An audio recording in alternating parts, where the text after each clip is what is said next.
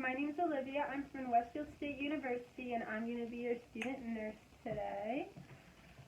Before we begin, can you just tell me your name and date of birth? Okay, perfect. So I hear that you're having a little bit of trouble clearing your secretions. Is that right?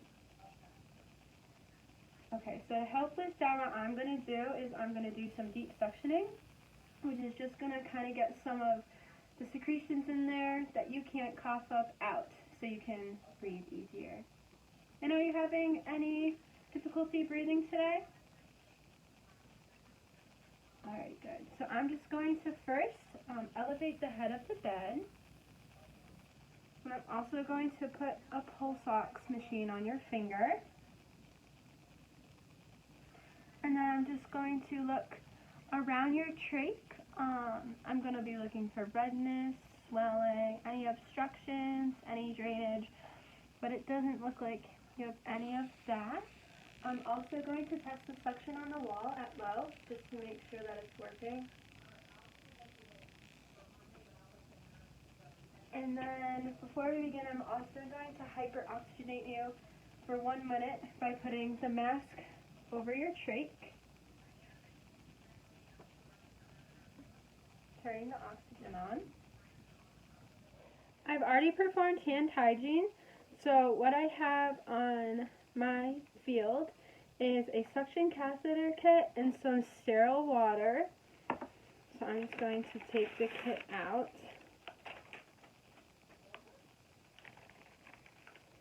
And the first thing I see is the basin. So when I take that out, I'm going to be careful not to touch the top to keep sterility.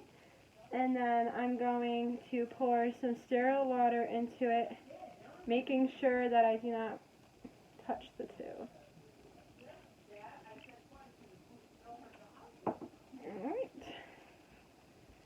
So now I'm going to open up the package.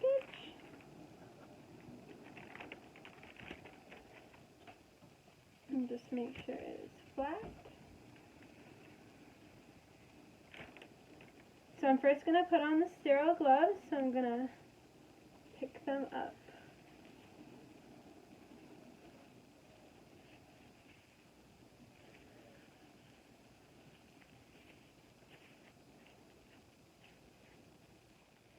Now that my hands are sterile, I'm going to take the tubing out of its package, and I'm going to coil it up.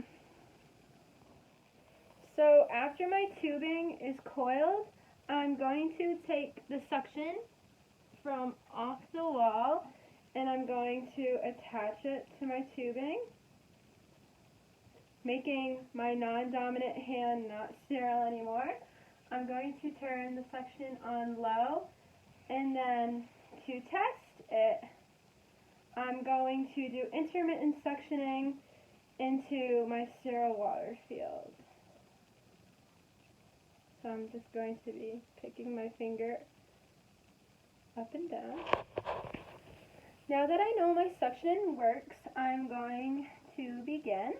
I just want to let you know that I will be monitoring for respiratory distress, and if you have any trouble breathing, I just want you to lift your hand so I know to stop, okay? Okay, perfect. So, when I go in, my hand is going to be off of the suction. So I'm going to go into the trach.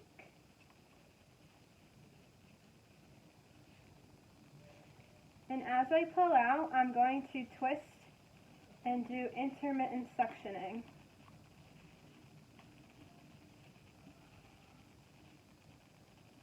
Okay.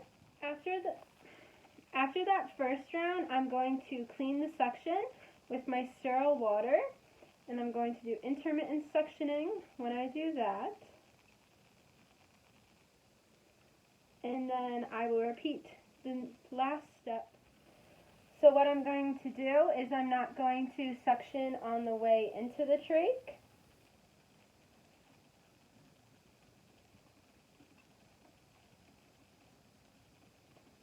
And on the way out, I'm going to twist and do intermittent suctioning. And then I'm going to clean it again. in my sterile water. The procedure is now complete, so I'm going to back up the tubing and disconnect it. And then I'm just going to fold it within my gloves.